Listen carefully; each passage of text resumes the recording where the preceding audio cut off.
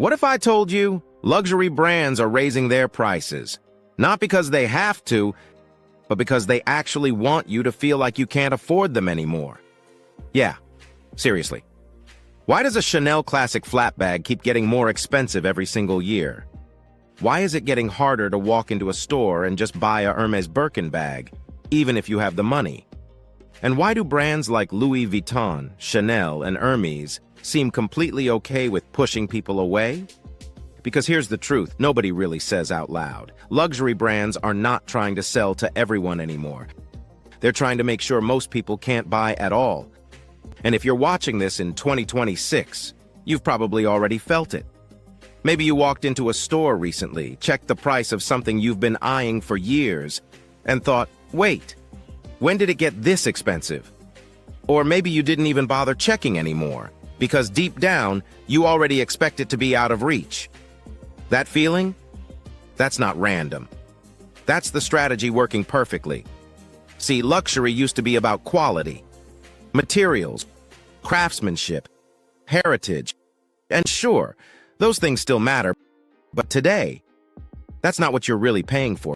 You're paying for distance. Distance from the average person.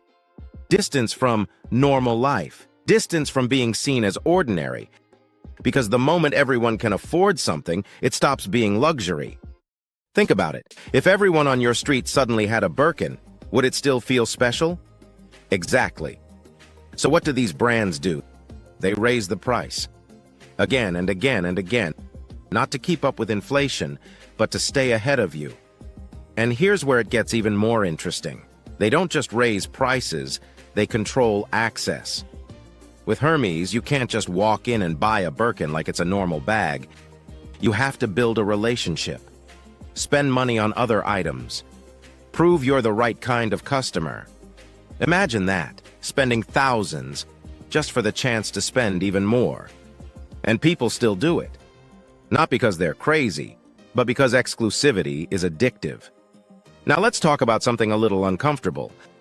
A lot of people don't buy luxury because they need it.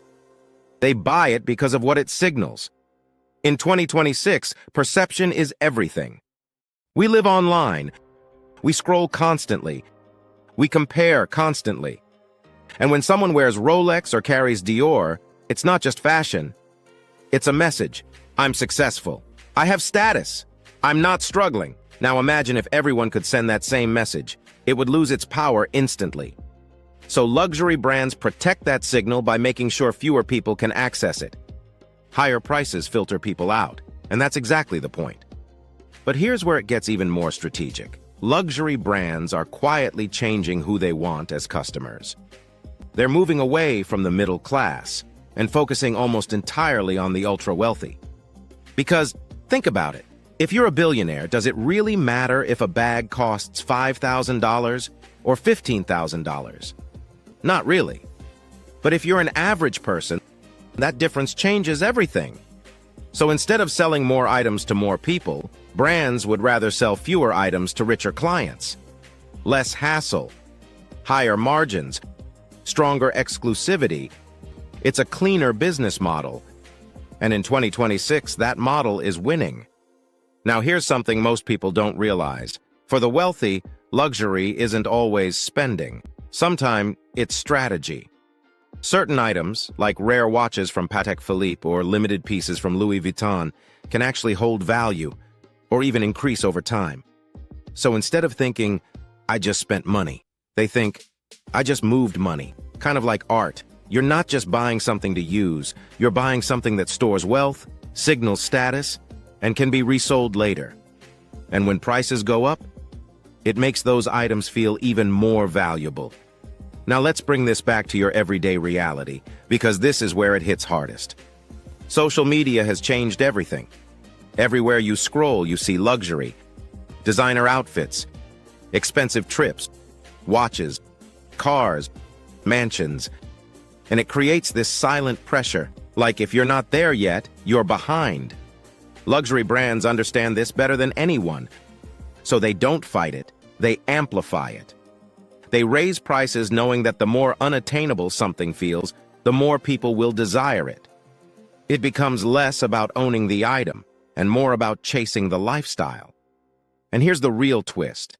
The higher the price goes, the stronger the desire becomes. It's called the Veblen effect, where people want something more because it's expensive. Because expensive means rare, and rare means powerful. So when you look at a price tag and think, that's ridiculous, for someone else, that exact price is the reason they want it. Not despite it, but because of it. So next time you see a luxury item getting more expensive, don't just assume it's inflation. Don't just assume it's materials. Ask yourself this instead: who is this price really for? Because chances are, it's not for most people. And it was never meant to be. That's the game. And once you see it, you can't unsee it. If this made you look at luxury differently, hit like. Subscribe if you want more breakdowns like this, because this is how money, status, and power really work in 2026. And I'm curious, be honest in the comments, would you still want luxury if nobody could see you wearing it? Thank you for watching.